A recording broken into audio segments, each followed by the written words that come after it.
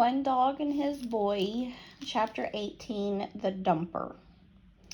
Kevin Dawkes was a kind man. One knew this because he was always helping people. He helped the manager of the supermarket in the town with the pile of rotting vegetables and plastic bags and oozing paint tins that wouldn't go in the dumpsters. And he helped the owner of the pub with the old TV and the bicycle his son had written off. And he helped the man in the garage with the oil cans and bottles of poisonous liquids that were cluttering up his shelves. He helped them by taking these things away and finding a place for them. The places he found were some way out of towns and villages in a quiet part of the countryside. It might be in a bluebell wood or a river valley or a freshly planted field. Kevin didn't mind as long as it wasn't overlooked by anyone and he could tip out his load of filth without anybody seeing. Of course, he charged quite a lot for this service. Being a dumper is a dangerous business, and he always had to look out for the police or busybodies who said that what he was doing was illegal and disgusting. And because he didn't make as much money as he deserved to, he had other jobs. He stored things that had fallen off the backs of trucks, like cartons of cigarettes and bits of jewelry, or tools that had been nicked and needed to be hid before being sold on. And he kept these in a lock-up shed on the edge of the moor. The children had kept up a steady pace after they left the shepherd, and by early afternoon they were on a quiet country road leading up to the moors. Beside them, in a dip sheltered by birch trees, ran a crystal stream. My grandfather says you can drink from all the streams up here. The water comes off the Chavoy, and it's the cleanest in the country, said Hal. If you go on ahead, I'll just go down and fill my water bottle. All right, but don't be long, said Pippa. She went on with the other dogs while Fleck and Hal scrambled down the steep sides of the little valley. It was a beautiful place. The bracken fronds were uncurling, bluebells flowered between the birches. They were magical, these sheltered dells. Fleck had been running ahead, but now he came back to Hal and stopped in front of him, holding up a front paw. What's the matter, Fleck? Fleck whimpered, and Hal saw a piece of rusty wire caught between his toes. Hal took it out, and it was then he noticed the smell. It was a smell that seemed completely unreal in this lovely place, a vile, sick-making stench of decay and rottenness. Then he saw it, a pile of garbage spilling down to the edge of the water. There was a torn mattress, half-open tins of oil oozed onto the grass. A heap of rotting food burst out of a plastic bag, and an old sofa lay on its side, its rusty springs sticking up from the stained upholstery. Some of the refuse had been tipped into the stream itself. Fetid bubbles of gas broke the surface of the water. A twisted electric heater was wedged against a boulder. A young birch sapling had fallen across the stream, broken by the weight of an iron bath. And over everything, this unspeakable smell. Hal hardly remembered how he got back up the bank. He was in a state of shock. Who could do this? Who could turn this wonderful place into a garbage heap? He was still getting his breath, tying up his shoelace at the edge of the road when a pickup drove past him, braked, and backed toward him. Kevin had just finished dumping his load by the stream before Hal came, and he had a rest, dozing in his truck as people do when they have done a good morning's work. He was setting off again, bound for his lock-up on the moor, when he saw a boy sitting on the side of the road. The boy had fair hair and was wearing a blue hoodie, and for some reason he seemed familiar. The hair began to rise on the back of Kevin's neck. He braked and reached for the newspaper. Yes, it was what he'd thought. He'd seen the ad when he was having his breakfast, and now he peered at it again. This was the boy whom they were offering £20,000 reward. He peered again, but there was no mistaking it. Hardly able to believe his luck, he leaned out of the window of the cab, and in his oiliest voice he said, "Want a lift?" Hal shook his head. Thanks, but I'm with a friend. I'm just going to catch up with her. Kevin grinned. The boy was obviously lying. There'd been no mention of a friend in the ad, but he'd go along with it. Well, I'm going that way. I'll pick her up and give both of you a lift to the village. It's not far. My name's Kevin, by the way. Hal hesitated, but it was true he'd been longer than he intended. He'd trusted Mick, and it had been all right. People in the north were known to be friendly. All right, he said. Thanks. He climbed into the cab and pulled Fleck in after him, but Fleck was behaving badly. As the engine revved up again, he began to growl and show his teeth. Quiet, Fleck, said Hal, but Fleck, usually so obedient, took no notice. Hal was looking down, trying to soothe him, and at first he did not notice that the van had swerved sharply to the left up a rutted track. Stop, he said. That's not the way. We should be going straight on. And as Kevin took no notice, he said loudly, Where are you going? You'll see soon enough, said Kevin. His voice was quite different now, harsh and ugly. They drove uphill toward an isolated shed, but Fleck was going crazy.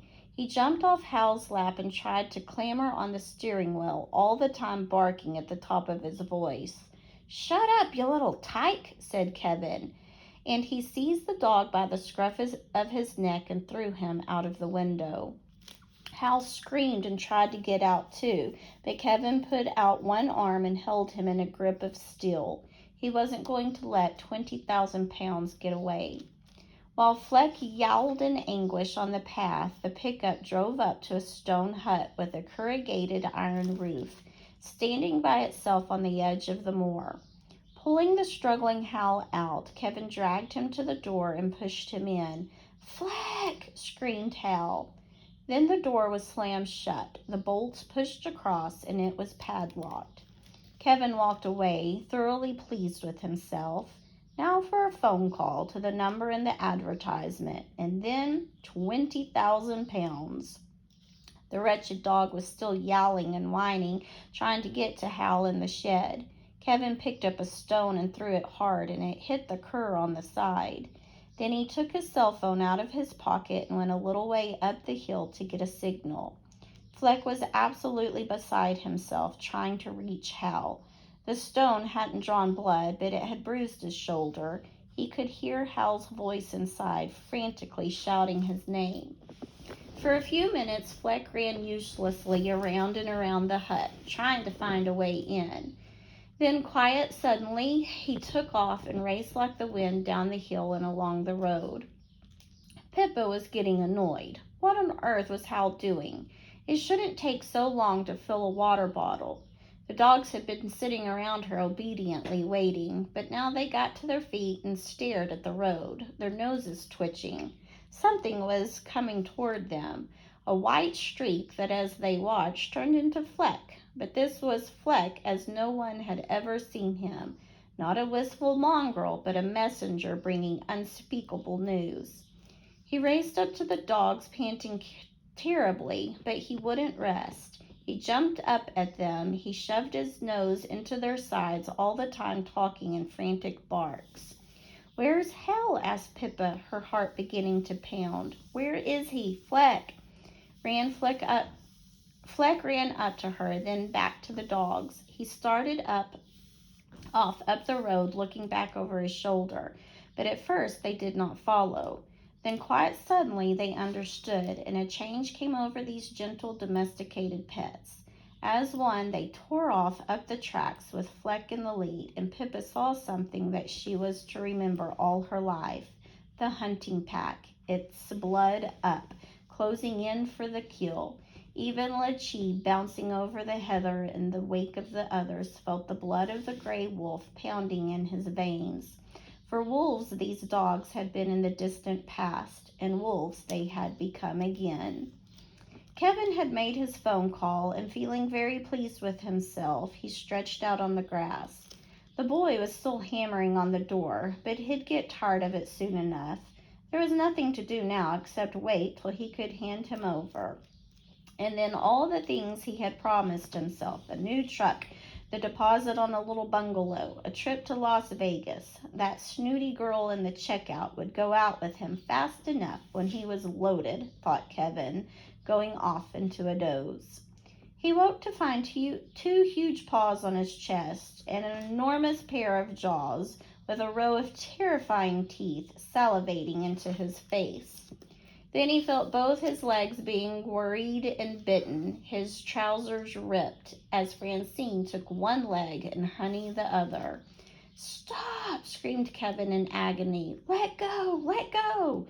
And now Lachi, who had not been able to keep up with the others, came panting up, leaped onto Kevin's stomach, disappeared under Otto's chest, and fastened his needle-sharp teeth on Kevin's nose. This was too much. Kevin struggled to his feet, and in a welter of furious dogs, he staggered toward his van. Managing to shake off the peak, blood pouring from his nose, he reached for the door handle. But now it was Fleck's turn. Before Kevin could open the door, the Tottenham Terrier raced up to him, sprang up, and bit him savagely in the behind. And Kevin stumbled, fell forward onto the footplate, and passed out. It was there that Pippa found him, and after that everything went very quickly. Hal's thumps from inside the hut grew louder. Pippa ran up to the door and saw the padlock. Searching the lout's trousers, she found the key. Within minutes, Hal was free and trying to calm his ecstatic dog while Pippa relocked the door. "We'll have to go up onto the moor," she said when she heard what had happened. "We can't risk the road now. While the sun's up, we ought to be able to navigate all right. It's practically due east to the coast." They set off up the hill, the dogs still excitedly circling them. The going was hard over the rough ground, but they did not dare to slow down till they were sure that Kevin was not following them. After a couple of hours, the children were exhausted. "I'm going to get my breath back," said Pippa when they came to a patch of grass and scrub on which a few juniper bushes grew. She flopped down and Hal sat down beside her. "Here, Fleck," he said, feeling in his pocket. "You can have your face cloth for a bit. Reckon you've earned it." Fleck mouthed at the face cloth and wagged a polite tail. But just then the dogs heard something interesting in the bushes, and in a flash all 5 of them were off in pursuit. "Was it a hare?" asked Hal. Pippa shrugged. "I didn't see, but they must be very hungry. Maybe they'll catch something they can eat. They'll be back in a minute." Pippa was right. The dogs returned presently. Whatever it was had been too fast for them. But when Hal petted Fleck, he saw that Fleck had lost his face cloth. "Where is it?" he asked his dog. "Where's your face cloth?" Fleck looked down at the ground, then up at Hal, ran back a few paces, and returned while Hal looked at him worried. Was there going to be a fuss? Up to now, he had guarded his face cloth with his life. But after a moment, Fleck sat down and began contentedly to lick his paws. It didn't matter any longer where his face cloth was.